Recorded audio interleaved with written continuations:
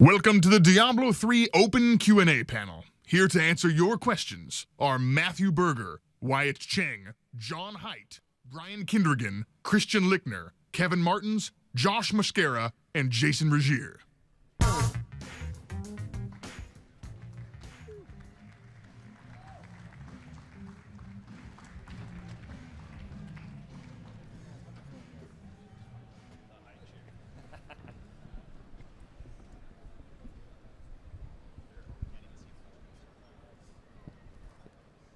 Is this on? Hey, how you guys doing?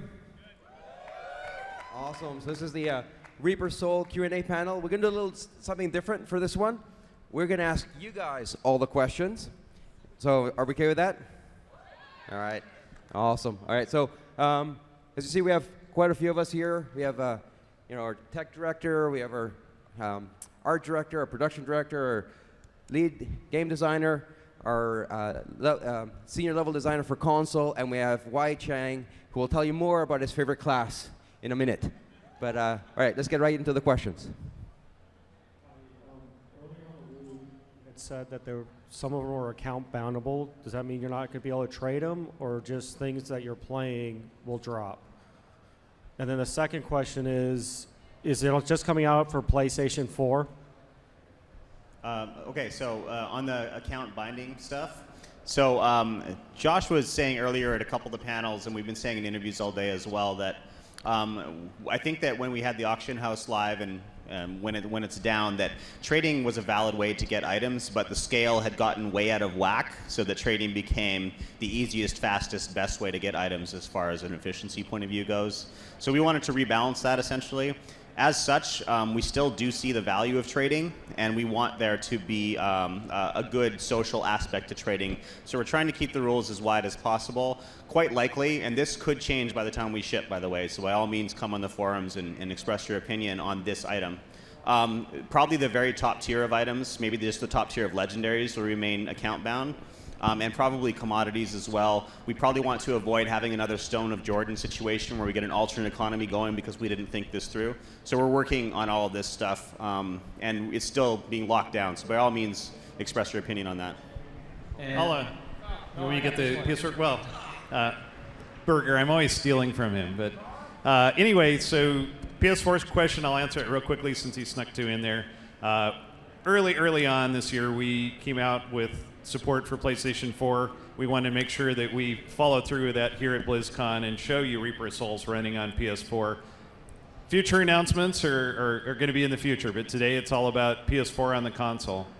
I can do one better than that. We are committed to taking your PS3 saves to PS4. So he wasn't supposed to say that. We are committed to that. Right. A little bit to your left. Yeah, I saw the Loot 2.0 information in the previous panel, and a lot of the items look really awesome. Do you guys have any plans for expanding the stash space so we can store all these items? Come on, Josh. Apparently I have to take this one. So at this point, no, straight up, we're not intending to increase the stash space. We're approaching the problem from a different point of view. We're trying to find more things to do with the items you have and less requirement or less need that you should feel to hold on to a lot of stuff. So there's a few different things we're doing for that. One of the main ones is enchanting and blacksmithing. So breaking items down, salvaging them is worth more, and if you have something that's almost good enough, of course, you can use enchanting to make it better. If you have a transitional item, let's say you found a level 40 legendary, you've hit level 50 and found something you want to replace it with, that breaks down and you can get one last hurrah out of that item by using the legendary salvage reagent to make your new legendary better. So that's just one example. We're trying to do a lot of stuff to make sure that you don't feel you need to hold on to a whole bunch of transitional gear.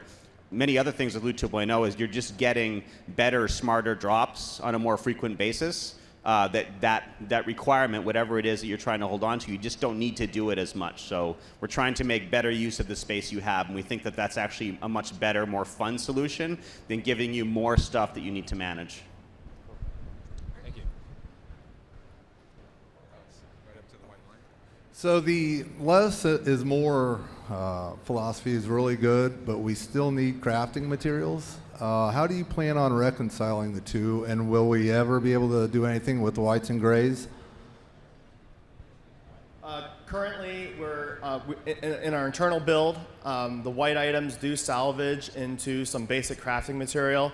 We're kind of looking at crafting as a whole. One of the changes that we're making is in the live game, you have your normal crafting reagents, Nightmare, Hell, and Inferno at the different tiers. It's a little bit awkward because you'll enter Hell, and all of a sudden all these crafting materials that you have become useless. So we're actually unifying that across the board. So from 1 to 60, you'll use the same single tier of crafting reagents. We want reagents to matter. We want you to be able to salvage those things, but we don't want it to become like a huge bookkeeping chore. I think that's actually completely new information, isn't it? Have we said that before? Maybe. I think we've said it before. Okay. Well, keep asking good questions. We'll see how much more we can slip up with. Hey, this is a bit of a lore question. I missed the lore panel. A few years ago, I was at BlizzCon and I asked about the Sisterhood of the Sightless Eye, and I can't remember who replied, but he said that they were definitely going to be part of the game in some aspect. And when I played Diablo 3, it was not there at all, from what I could see. Can you give me an update about what happened, or if they're going to be coming back in some way or touched upon? I would love to give you an update. I just didn't hear the specific thing you said you asked about. Oh, I was asking if they were going to talk about what happened to the Sisterhood of the Sightless Eye, specifically, you know, how the rogues doing after their cathedral got all blown up by Andariel and stuff like that. I'm really sorry. I just still didn't hear the word. What happened to the rogue? Oh, the Sisterhood. The Sisterhood of the Sightless Eye. Sorry. Oh, of the side. Yeah. There was during development of Diablo 3. I think there were a lot of plans. You know, a lot of things that people tried. You know, we explored putting certain things in, and sometimes it just became too much information, or there was no good place for it. So, you know, obviously things change in development quite a bit. But I think that the Book of Tyrael and the Book of Cain both would explain a little more about what is going on with them, and a lot of other factions and such. Thank you. Hi guys, just want to give a shout out to WhackZack on Twitch, and my question is, I noticed on the floor there's some new monster affixes, like Poison Enchanted and I think Frozen Spike. Do you plan on expanding on that concept a lot more? Because it's pretty boring right now, to be honest, with the current affixes that are in live. So I just wanted to know if you had anything new planned there. Yeah, the monster affixes, the goal is to combine the abilities that the monsters have with random affix pool. We are adding a few new ones in Reaper of Souls. But on that topic, we're also looking at the monsters that exist and making sure that their abilities are really shining through. Because it's kind of a balance, right? You have every monster who exhibits their personality and their unique abilities. And then the idea is that you layer on top of it these random affixes, and we want both sets to feel as rich as possible because, you know, at the heart of Diablo is randomness, and one aspect is the combat and the challenge that the monsters present. So it's a system that we're, you know, always working on, and you'll see some more in Reaper. Thanks, guys.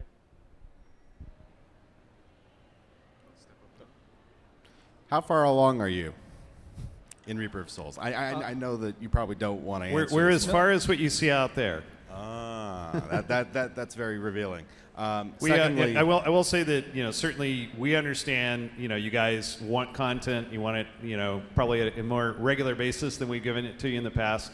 We did spend a lot of time giving you 8 updates to the base game, and that has necessarily led to some delays in getting Reaper Souls out. But we're fully committed to getting stuff to you quickly. But we also want it to be the highest quality that we can make it.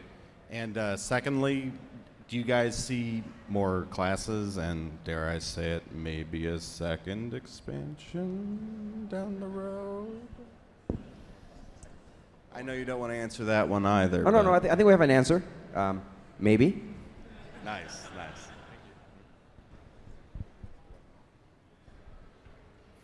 Hey guys, I just want to say thanks for making such an awesome game. I've been a longtime fan of the Barbarian class, and one of my Sons of Volkathos. one of my favorite things from D2 was finding a really awesome two-handed weapon and putting it in one. Are we bringing that back? Well, I mean, the Crusader does have a passive that allows him to hold a two-handed weapon, in one hand and a shield in the other. So, I mean, you can definitely do that. You notice the Crusader's not a barb, right? Thank you. I know. Woo! Okay, thank you. But it's still Wyatt's favorite class, right? Totally. Hello, I have two questions from some people on Reddit. One is, will you have ladder exclusive drop items? And the second will you provide beta keys for those who pre-order?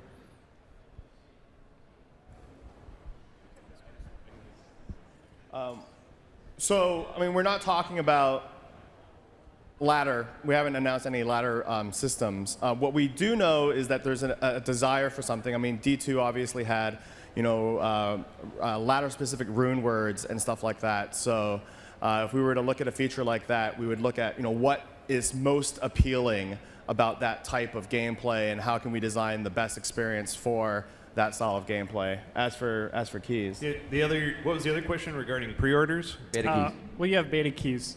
Oh, for I those who see. pre-order? Are we going to have betas available? Yeah, we haven't announced pre-orders yet or any special exclusives. Our marketing guy was just out here, and I threatened to bring him up on the stage to answer those kind of questions, and he's running the other way. So if you take off right now, he's the blonde guy. His name's John. But otherwise, you'll have to wait for the announcement. I'm sorry. Hey guys, I'm a big fan of the game, and I'm really happy that you guys are adding clan support to Reaper of Souls. And I wanted to ask, is there going to be a full-on chat lobby like there was with Diablo 2 and Battle.net 1.0, or are we going to keep the WoW-like chat interface?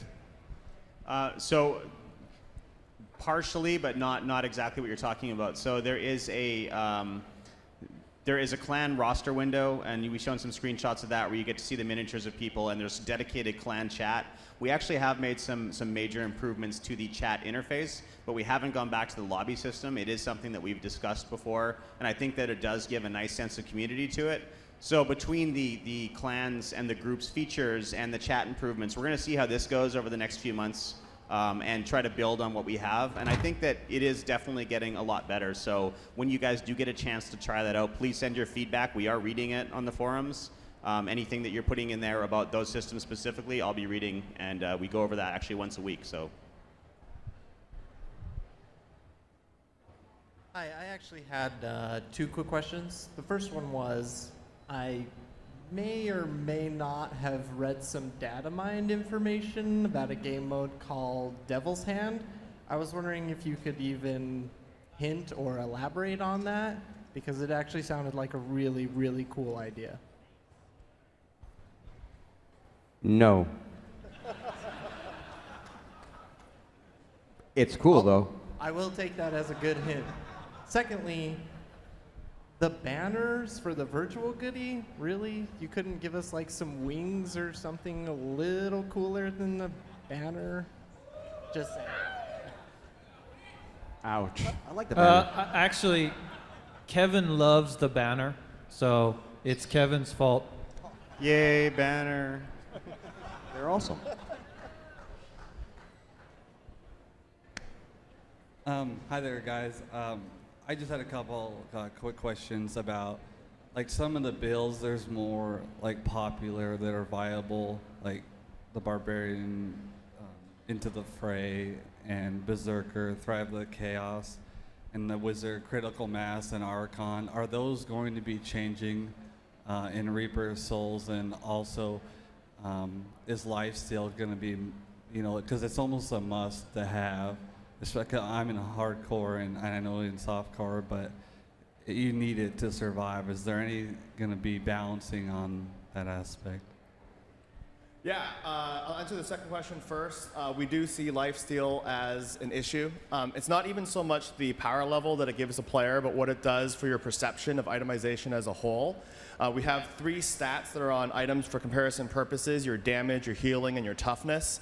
And it's really a shame that players are hyper-focused on a single number of those 3, only damage. And that's because Lifesteal acts as a translation. It provides your healing and your toughness just by making your damage number higher. So it really distorts, how you evaluate and look at your items. So Lifesteal is not really good from that point of view, and we are looking to actually genuinely allow you to make conscious decisions about whether you want to have more toughness or more healing or more damage. And I think removing Lifesteal allows us and players to do that. And regarding builds, in Reaper, we've talked about Loot 2.0, and I think one of the general philosophies that's amazing about it is that the legendaries open up new ways to play the game. So I don't really see builds as being just a collection of skills anymore, and then items as being a bunch of numbers.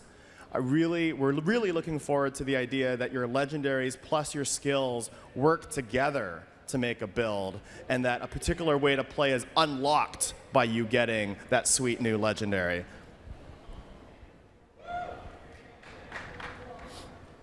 Hi, my question is regarding Templars. First of all, love the class. I've been playing the demo like crazy, and awesome class. Mostly about balancing though. I felt like I was almost like a glass cannon. I was dying very quickly, but annihilating everything. Particularly, I can't remember the name of the ability, but it's the second one you can play on the number 4 ability. It does 1,500% weapon damage in a consecration effect on the ground, and I killed Azmodan in like 4 seconds. So again, felt like a glass cannon. Is What that took the you so intent? long? Yeah, exactly. Was that your intent? Is that something that's going to be changed? What do you guys think? There's a few simple things going on there that explains that. So we tend to overemphasize the combat abilities, like the direct damage abilities, when we put a demo build together, just because those tend to be more showy than the defensive stuff. And the other one is you're just not quite familiar enough with the defensive stuff. And then finally, the third one is, yes, we are still doing a lot of tuning. In that case, it's not a Crusader-specific issue. We have some generalized health and damage numbers, which do have class-by-class effects on them. And so probably both the Crusader needs to be tuned and the game damage at that normal difficulty level. And that happens all the time. Once a week, probably, Wyatt, we're tuning those numbers. Oh, at least. Yeah, until after release, right? Like when everyone hits it, we keep on tuning for a little while too. And thank you guys for everything. The game is awesome. Thank you. Thanks. How's it going? Excellent work on the job, on the game. I have a question about, I like the direction you guys are going with like 5 levels deep. I want to see something more like an endless dungeon, and every 10 levels you enter a room with like 2 butchers or something crazy where you have to further progress. And then if you die, that's it. You have to start all the way from 1 and go down to 150, whatever. Something like that.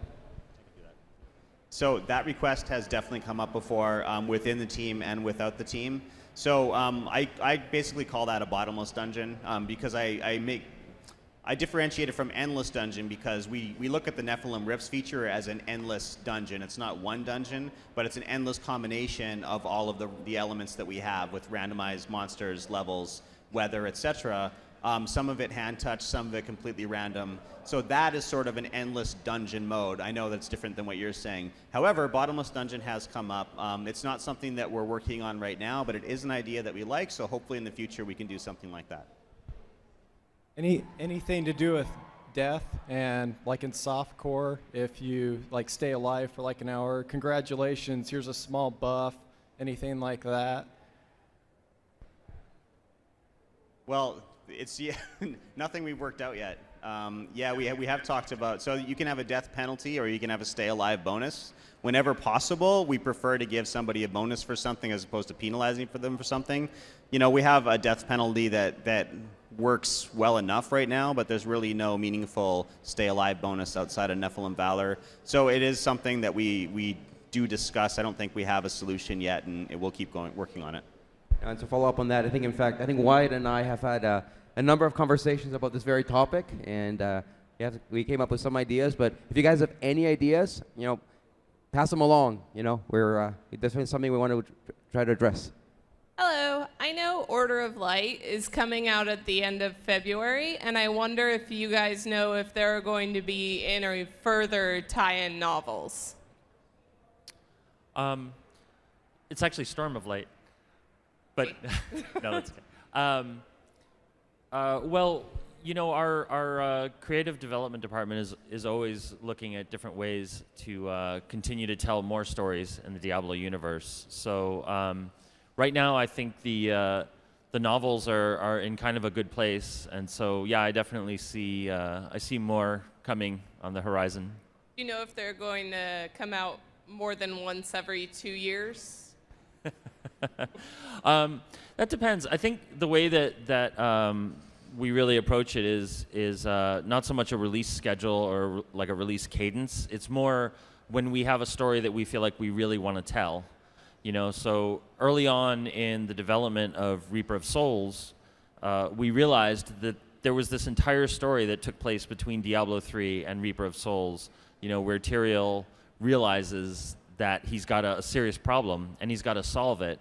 And his solution to that problem is actually the beginning of Reaper of Souls. So, that felt like a story that we could tell and that we wanted to tell. So I think whenever we find a story that we want to tell, then we start talking about, well, whenever we find a story that we want to tell that doesn't lend itself to being in a game, that's when we start talking about other media, whether it's putting stories up on the web or graphic novels or novels. Okay, thank you. Hey guys, regarding trifecta stats, there is a huge issue right now just because that's what everybody gears for. You want crit chance, crit damage, and attack speed. Is there anything that's going to be done to kind of steer away from that? Because I know Paragon 2.0, you can put points in those stats, but as far as gearing goes, what else can we look for besides those three, just because that's what makes us the most efficient? Right, absolutely. So there's a sort of a multi-pronged approach on trifecta. I had mentioned before that it's really a shame that damage is the only thing that people really care about. Lifesteal is a contributor to that. By removing lifesteal, we're hoping that maybe some of the over-analysis on just maximizing your damage number will ease up a little bit. Things like you're increasing your toughness, your health will matter as well. In addition to that, we have the primary-secondary split, which we had talked about earlier today, but it allows you to get some bonuses like Magic Find or Pickup Radius, and it's not competing directly with those primary stats. But most importantly, we don't want to take away trifecta. What we'd rather do is provide you with even more options. If you can only have so many properties on an item, our goal is to actually say, you know what, instead of there just being 3, what if it was, 7 or 8 properties that you want, and now you're going to have to choose how you want to build your character. Cooldown reduction, resource cost reduction, elemental damage, bonus damage to a particular skill. All of these things will allow you to improve your character and give you more options than simply the trifecta. The bonus damage to a particular skill is proving to be a pretty deep well that we can go to for replayability as well. Like, I have frequently been changing my build just because of that. I start to find items to encourage me, say do 7-sided strike, for example, which I didn't currently have in my monk build. I find 1 or 2 items and I still have them in my inventory. All of a sudden I'm using that and I'm starting to enchant other ones to up that skill as well. So that's an interesting one to watch for sure. Hey, what's going on, guys? Currently, the elites and the uniques are pretty boring. It's basically another monster, except it's blue and a little bit bigger, gold and a little bit bigger. Is there any changes going to be made about that? Because it gets pretty boring just saying, oh, there's an elite pack, it's blue, Yeah, we've actually, internally, we've done some changes to both champion and rare packs. Champions, mostly we varied the number of guys you're going to be running into, so the packs aren't always going to be 3 blue dudes who are the same. For rares, what we've done is instead of having 1 big yellow dude and his 3 little friends who are yellow and they're the same, we're varying the numbers quite significantly, like from 2 to 5, even 7, I think, for the minions. And we're also changing the composition of the minions so that they are different creatures. Sometimes it'll be, you know, a skeleton summoner with 2 shield skeletons and 3 skeleton archers, or it could be a skeleton summoner with 5 burrowers, for instance. We're adding a lot of variety in the monsters that can accompany the boss monster in itself, so that it feels every time like you're running into something cohesive and different, and not just, hey, look, it's one dude and his mini-me's. Thanks, guys. Woo! Hey. So one of the major critiques for Diablo 3 was, you know, your weapon became your single most important item simply because all of your damage is derived from like a high top end damage. Like, why was that deemed, you know, the superior system? Because I always found it backwards for a wizard to be carrying a giant 2-handed hammer as opposed to like an orb of Tal Rasha. You know, are you carrying that same system over into Reaper of Souls, or are you just gonna keep it? Yeah, we're pretty happy with it. I know that it's a series of design trade-offs. You know, nothing comes for free sometimes when those tough decisions. The wizard uses their, you know, weapon damage to power skills. I recognize that's a departure from the way Diablo 2 did things, but at the same time, Diablo 2 had a different problem, which is that you sometimes didn't care about your weapon at all. Or there were certain inventory slots, and you know, you could stack up Magic Find in every single slot because you didn't care about a lot of other stats. And so we had to make a trade-off, right? There's no easy answers, and we really felt that using weapon damage allowed everybody, all classes, to care about the stats on their items. Thank you. How's it going, fellas? Really like the work you did. I'm sure you're wondering why I called this meeting. I'll be brief. Question number 1, demonic essences. Will they have any viability in Reaper of Souls? Will there be crafting plans above level 63 that will utilize demonic essences? Or my friends who have saved 3,000 of them, should they just start crafting away? And if you want to know my second question, so you can think of that one while you're answering the first one. Well, second, I'll just, that one, I don't actually think we'll be able to answer that today for you. Sorry. Okay, no problem. The second question is, critical mass is used in over 95% of all my friends' wizard builds for the obvious reason that it reduces cooldowns, and I know that you're going to have to do something about this passive. And after playing the demo, I love the direction that the game is going. But I'm curious, is the problem more with the passive or the way that it is used with a skill like, let's say, Frost Nova? I think the problem is it might be with the passive itself. I think that it's aggravated by extremely high proc scalars on a number of wizard skills.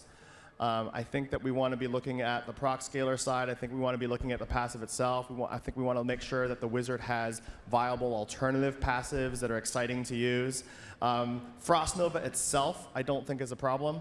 So there's no plans to alter that. I think it's really fun to be able to CC an enemy. I think it feels powerful to perma-CC an enemy, but ultimately is bad for the long-term health of the game. So I think we want to be in a place, however we get there, where Frost Nova is still good, and I get a good long CC out of it when I use it, but I don't think we want to be in a place where I can perma-stun enemies all the time. Thank you very much. Hey everyone, I have my own question, plus I've got a question here on the forum that I want to relay over to you guys as well. For the first part is, right now, Ubers are part of the quote-unquote end-game content you can explore, but you need to do them for the Hellfire rings. Is there a place for something like this in the future with level 70 items and content? Okay, so yes, there could be a place for something like that in the future, but we're not announcing anything about something new with Ubers today. So you had another question, though? Yeah. Okay, this one's from the forum, and it's mostly dealing with categorization. The first one is, why did you split the item properties into categories? The second one is, why did you split Paragon points into categories? And the third one is, what about elective mode, just like skill categories? That's not more than one question, I think. Categories. Okay, so what was the first question again? Okay, yeah, the first one is why did you decide to split item properties into categories? And I like to add that will this impact the Mystic rolling different things for those categories? Okay, so yeah, so the reason why we did that is pretty straightforward. I think that there's some item properties that can just never match some of the trifecta or primary stat ones. It really doesn't matter how big your gold or health globe pickup radius is, it's never going to be on the same thing. So if ever you have an item where you could choose between more intelligence for your wizard or that, it's always going to lose out. But it's valuable to have secondary skills, nice to have skills like that. So we wanted them basically just not to compete with the main skills. So the main properties. So the properties that are the most competitive, the ones that give the item the majority of its power, they've been categorized so that they can be trade-offs against each other on a more equal playing field. And I think that gives valuable depth to it, and it should add some choice back in, especially with the addition of some of the new ones. So that's the reason why. And yes, with the Mystic, you can enchant the secondary or the primary properties. Oh no, the enchanting as in if you enchant the secondary property, is it possible to re-roll a secondary property into a primary property? No. A secondary property re-rolls into other secondaries, primaries re-roll into other primaries. When you go to do the enchanting and you choose the property you want to, it shows you which category it's in, and it shows you all the things that could potentially roll, so you're not going into it blind. Out of time. All right. Thank you. I wanted to tell you I love Diablo 3, and I'm looking forward to the Reaper of Souls. My question is about the Collector's Edition. If you do a collector's edition of Reaper of Souls, could you ensure that there are enough of them available that anyone who wants one can get one without having to go to a scalper?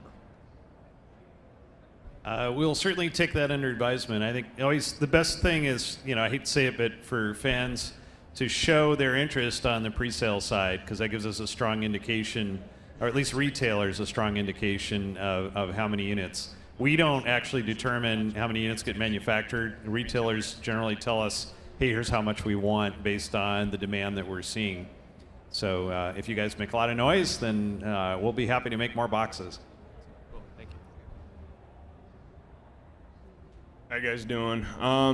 My main question was the fact that people like ourselves who have actually been playing since Diablo 3 first came out, and we get up to MP10, are we going to be so overpowered that we're just going to raffle stomp through the expansion? No. It's challenging, honestly, to have such wide variation in the item game where 2 level 60 characters, or in the future 2 level 70 characters, could have such an incredible disparity. But we like that as well. Like we don't want you to be able to simply max out, oh, I've got everything and I'm done now. We don't want that to happen in any short period of time. If you enjoy playing the game, if you're still enjoying killing monsters, we still want you to have some sort of carrot that you're chasing after. So we don't want to stop that from happening, which would be the easiest solve. So we have 60 to 70. There's some power inflation for sure. And it's not so much that it's out of control yet. And in addition, we will have more approaches to difficulty for people like that, where they can tune things to be a little more difficult for them. Essentially, it's probably not going to be monster power, but we probably give overgeared characters more ways to play as well, and to tune that up more. So when you do get to that long end game and you've got a lot of Paragon levels or something, that you're still finding something that's challenging for yourself. So I don't know if I answered the question well, but. First off, I ran into your wife, Brian, and she put me up to this. I apologize ahead of time, but Thank you. I actually have a legitimate question regarding the art direction of angels as enemies. Now that we're seeing them as enemies in Reaper of Souls, I was wondering if you're going to deviate from the humanoid with wings aesthetic. I know lore-wise they're creatures of orders, but we might see something akin to like the weird configurations you'd find like the Old Testament, just in terms of art and lore. No, I didn't. So we had a little trouble understanding, so I'm going to repeat it, and if I'm wrong, let me know. So regarding the art direction for angels as enemies in Reaper of Souls, We're sticking a lot with the humanoid, or at least as you've seen, and you're asking if we're going to go to some more crazy variations on angels? Yeah, exactly. Like, you know, older legends describe them as like wheels made out of various animal body parts, or just something more along the lines of the variation we see with demons. You see so many different kinds of demons, but only one kind of angel. Okay, so that's a good question, actually. So it's pretty challenging to design stuff like that, because what ends up happening oftentimes is that people have very specific views of what they think it should look like. And so we already have established looks for the angels from, you know, past games, obviously. So we sort of have to stick to that and make sure that we sort of use an evolution of that look, but make it interesting, but not go away from it. Now, when it comes to Malthael's agents and what they look like, from the lore point of view, I think we really want to tie them very much into the angelic side of it. We felt like that was going to be the really interesting sort of look for them. And so we used the idea of constructs that basically, they're not demonic necessarily, but they're these sort of things that he's created and turned into bastardizations of angels, so to speak. So we try to support that visually and sort of give that look to it, you know? So it's angelic armor with these sort of monstrous sort of looks. And we just want to make sure that it didn't read like demons straight up, you know, like that would have been a little bit too easy, I think. So that was the goal behind that. Yeah, actually, the angels closer to Malthael have become corrupted in different ways, and like Christian said, differentiating really carefully between angels and demons. Even though the angels are doing something horrible to humanity, that doesn't put them in the exact same category as demons. They're still enemies. It's still a three-way system in there. So it's important that we keep the idea behind what corruption from demons looks like totally different from that of angels. So some of the angels you'll see in Pandemonium that we haven't actually shown yet, maybe you've seen glimpses of them in some of our gameplay videos, are starting to look more different than the angels you've seen thus far. Thanks. Sorry, it's slightly off topic, but maybe in the expansion you included as bonus content. I was wondering if you had plans to, or I guess, would you please consider releasing Diablo 1's original soundtrack? I'm sorry, was the question, are we going to include Diablo 1 as bonus content? That was just a suggestion of when to do it, but I was just asking if there are any plans to ever release Diablo 1. You know, it's certainly something that we've talked about. We know there's a lot of nostalgia around those games. I don't know, my own personal experience is that oftentimes when we see those old games on, you know, new screens, new technology, high resolution, it sort of takes the blush off the rose. You know, so we always wonder, you know, if we were to put it out there and try to put it side by side with, you know, the majesty of something like D3, if it would really still hold that. So it isn't something that we completely would be against, but it is not something we plan on doing for Reaper. I think he was asking about the soundtrack, right? Oh, I'm totally sorry. I thought you were talking about including the game in there. Oh, that was a good answer, though. But I answered a completely different question, so you can sit down. Go ahead. Right, but the soundtrack. I can't answer the soundtrack one. You want to give that a shot? I think it's a good idea. We should talk to people. So. And actually, like I said, our marketing guy is hiding in the back there. So if he's planning content for, you know, collector's edition or whatever, that might be a good thing we could toss in. Hey guys, just a quick question. Since you're limited by gear in D3, and MP10 was an awesome addition, using that same formula that you used, would you consider getting rid of the MP10 drop-down menu and just change it to a slider so you can go to, say, MP100 or whatever you want? Even though you'll get crushed in one hit, it's just for the challenge. So yeah, the MP system was something of a stopgap. I think it did a pretty decent job for the, you know, for the goal that we had when we patched that in. We have discussed trying.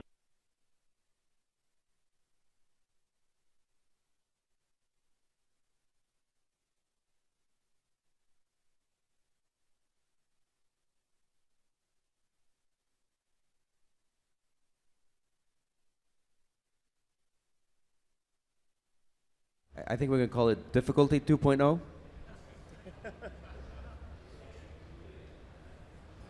First off, I'd like to say I love the direction you guys are taking Reaper of Souls.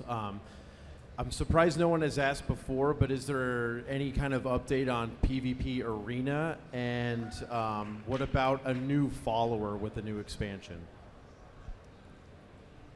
All right. All right, so PvP, you know, this is something that a week doesn't go by that somebody at the office doesn't come up and ask, what's up with PvP, Josh? You know, and this is something that obviously it's something that we're interested in exploring. It's something you guys want to do. I think the real challenge for us is finding a PvP mode that really feels like it can do justice to what the core fantasy of Diablo is all about. Microphone a little closer. Almost. Sorry. Did you guys Just hear gotta hold it a little anything? closer. All right. So we're really trying to find a way to express PvP in a way that does the core fantasy of Diablo justice.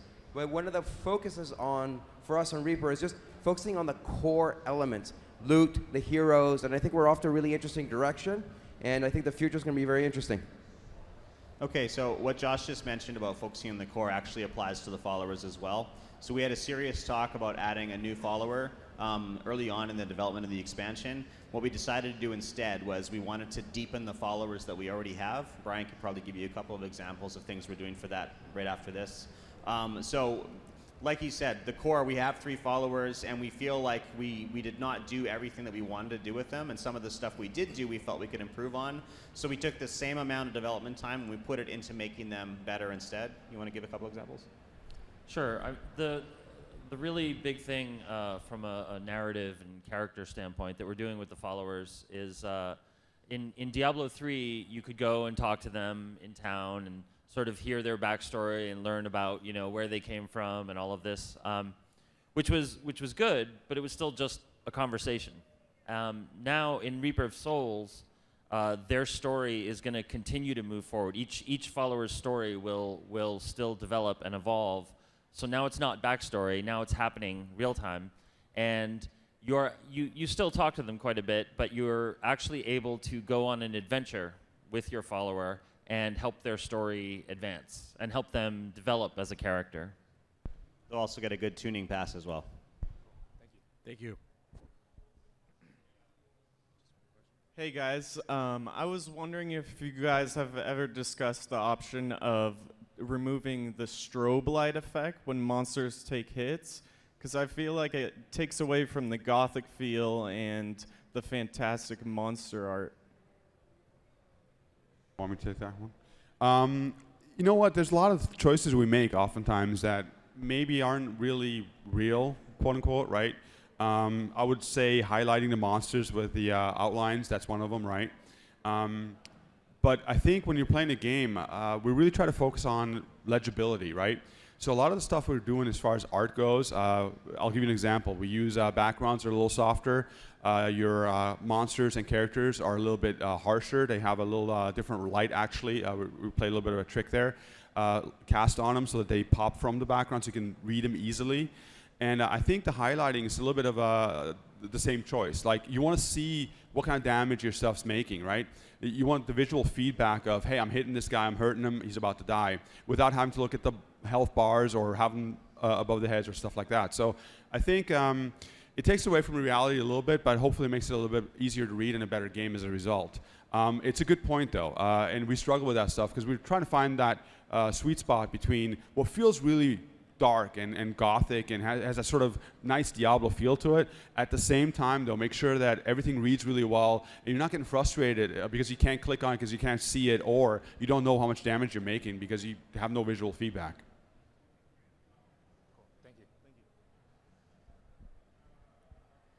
So this question is for the min-maxers in all of us, I think. Across the board, Blizzard games seems to have a lot of extensibility in add-ons and like the StarCraft map editor or the World of Warcraft add-ons in Lua, etc. And in Diablo especially, there's DPS, but your character sheet DPS doesn't line up with your effective DPS. So is there a way that there could be some in-game tools maybe added other than just percentages that would tell you you're going to do this much effective DPS without having to go kill a boss to figure out how long it takes to kill, etc.? Yeah. So one of the difficulties for just the audience in general is there's always a conflict between maybe what we want to do as players and what we want to do as designers. And this is one of those areas where sometimes it's hard because I wish the focus wasn't so high on damage. You know, that's something that's been come up earlier today as well. Diablo's an action RPG. And it's, I don't think the game's in a good state when everyone's hyper-focused on something like how much damage did I do? And if I'm in a 4-player party, everyone wants to compare, you know, who did the most damage to the boss. I mean, I think that elements like who crowd-controlled the boss and froze it, or mobility, or having an interesting build, or amplifying the damage that my party mates do to it. Like, there's so many elements that I would like to have matter more than just my damage. So I think that when we look at the game, like, we're focused more on a variety of like combat experiences and combat pacing and making sure that I'm playing strategically, and that I really wouldn't want to provide even more tools that cause people to become even more hyper focused on maximizing a number. Hi there. I've got a question for the UI. I play in Eyefinity, and I first of all appreciate that you guys are willing to allow that. And one of the shortcomings is that whenever I open my inventory or character windows, they are way over here, and I have to actually turn my head to look at them. And I was wondering if you have plans to potentially allow me to have the UI get constrained to the center monitor, or let me move my mini-map, or expand it so that I can have it open on my right monitor bigger. I'd love some customization in the UI. Well, I'm really glad that you're playing it on that monitor and that it works so well for you. I think that's really great. But yeah, right now we don't have any plans to customize the UI. Sorry. Constrain it? Nothing? You just wanted a little... Just let it reflect Just a little moved in? Yeah, sorry, we don't have any plans for it. I'm sorry. Oh, come on, can't you code that up tonight? Come on, he asked nicely. He was really nice. I'm sorry. It's something that we will consider for down the road, though. There are other people like you, though. Thank you. Hey, guys. My question is sort of related to all the questions you fielded regarding the trifecta. Right now, every class has a talent or a skill that allows you to convert your critical chance into resources, like extra spirit when you crit with one of the generators for the monk.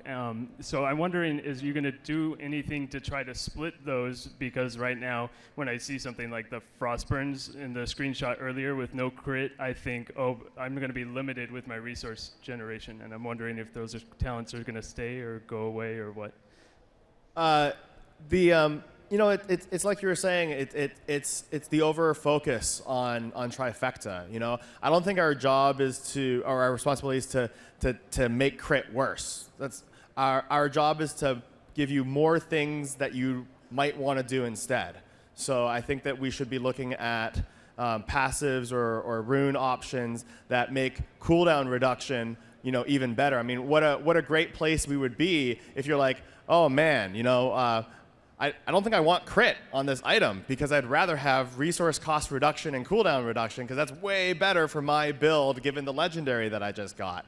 So no plans to directly hit crit, you know, head on.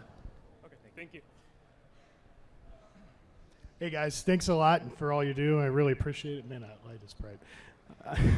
I play NVIDIA 3D on my BenQ monitor, and when I was playing it, I was like, wow, when I was in Chaldeum, the particles are right in my face. I absolutely loved it. I don't know if that's something you guys directly did, but going to the PS4, will you guys implement a 3D capabilities in that? I think it would be really cool. Matthew? Jason? How about Matt? Jason? No, there's well, no actually, one like that here. Actually, that's a pretty good suggestion. We haven't planned anything like that for the PS4, but I think that's a pretty cool idea. I mean, we're always trying to make the game look better on PS4 because it's got so much horsepower there. So thanks for that great suggestion. If you hear very carefully, you can hear the lead engineer on console, who is somewhere in the hall, dying as we speak. Thanks, guys. Hopefully, you said you played the PS4 version, but hopefully, if all of you, if you haven't given it a shot, you should take a look at it. It really looks beautiful. We're at 1080p, and it's pretty glassy frame rate on it, and this is just the beginning. Hey, my question is about PvP. I played World of Warcraft professionally, and I've spent thousands of hours on Diablo 3, almost all of that on hardcore. I was really excited about Diablo 3, and I have loved the game, but I was disappointed when PvP got thrown on the back burner. I understand that it's very challenging to create like a meaningful mode for that for Diablo. My question is whether or not you have ever considered incorporating PvE elements to a PvP mode in order to make it feel better, so it's not all about the balance between the classes, but there's this tussle between, how you're fighting the monster, racing to fight this monster at the same time as other people, but you can fight them to stop them from doing it, et cetera, et cetera. I think, what I answered the question the first time. I was trying to figure out how to express the fantasy of Diablo in a PvP setting. And I think that element of adding PvE elements, I think there's something there. And, when we have discussions, ideas along those lines come up. And I think that, as we keep thinking about it, as we keep sort of brainstorming, I think that's part of the solution. It's somewhere in that space. Maybe it's not PvP, but maybe it's PvEVP or something like that. But again, it's just, right now we're just focusing on what's in front of us, and hopefully at some point in the future we can have an announcement.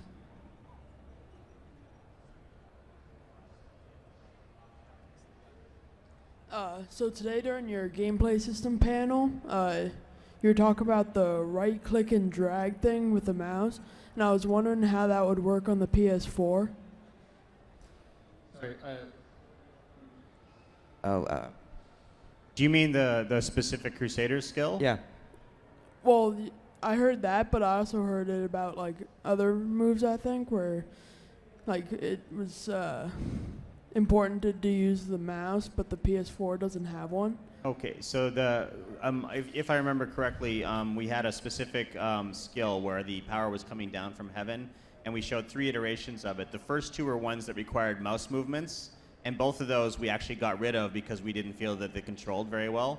So the final version of the skill, actually, we've given the effect its own AI, so you just fire it off as a Crusader, and it goes ahead and starts attacking monsters for you. It almost becomes like a mini holy hand of God fire thing from the heavens that works like a pet. So we probably won't have that issue, unless you meant something else, but I think that might be what you're referring to. There are certain skills, definitely you're right, there are certain skills that require a little bit more precision, like, for instance, Falling Sword, Barbarian's Leap ability, where you're able to target specifically exactly where you want to go. It's more of a challenge on the console side of things, and we tend to err more on making sure that the game feels very responsive, very kinetic, very dynamic, even if we lose a little bit of precision. So you're probably going to see solutions similar to what we did with Leap, where if you just tap the button, it's going to jump where you've targeted, on the monster you've targeted. If you press and hold, it'll jump the full distance. That is not an ideal solution, and we're still looking at and maybe finding something better, but you're probably going to see something in that regards because it keeps the game dynamic and fast-paced, which is more important to us than having pinpoint accuracy in the same way that it is on PC. Hello. You announced that the weapons that are going to be dropping are going to have elemental effects. And in current Diablo 3, only cold has a specific effect where it slows. Can you give us more specifics as to what a poison enchanted or arcane enchanted weapon is going to do? Want to do it? I can. We haven't worked that out yet, so leave that for today, I guess. Hi guys.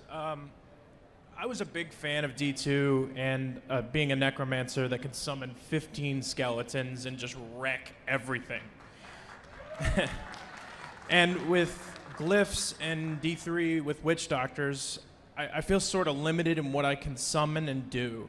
And I wondered if you've considered maybe being able to get experience through your glyphs or your spells in order to increase the amount of creatures you can summon or missiles that you can project. So basically, can we have a lot more pets for the witch doctor? Is that basically what you're asking? Not just the witch doctor, missiles for wizards or sorceresses, excuse me, or anybody that has any form of missile or pets or anything that can grow your damage. Right. Okay. So keep in mind that the damage is organized around the amount of stuff that you can have on screen right now. So just doubling or tripling that, I think, can be done most effectively through Uber skills like the new Demon Hunter skill, where basically every type of ranged attack is coming off of her at the same time. That's one way we might do something like that. But the approach that we're taking from the ground up, or that you mentioned, like the Necromancer, where he just has 15 skeletons, we have fewer pets, and we recognize that the pets that we have for the Witch Doctor weren't doing the equivalent damage of necessarily 15 skeletons. And there's different ways to make them better. They are getting an overall tuning pass so that pets can be effective at endgame and higher difficulties. Many people are leaving them off their build because the pets they're just not worth it, right? So we're trying to fix that aspect of it. And partly it's sometimes a technical issue as well, where we want to do fewer better things, and more isn't necessarily better. More can just mean more screen noise. We'd rather you have a few less but more powerful pets on your Witch Doctor, or number of missiles in the air, so you can see where you are, you can see where your effects are going, and then we can fill the screen with more enemies instead. So let's give you more things to kill, even if there's less of you. And I like that approach, and I do think that there's something cool about the Necromancer filling half the screen with his own little mini army. We've lost that a little bit. We had the fetishes, and it's not quite the same as the skeletons and golems.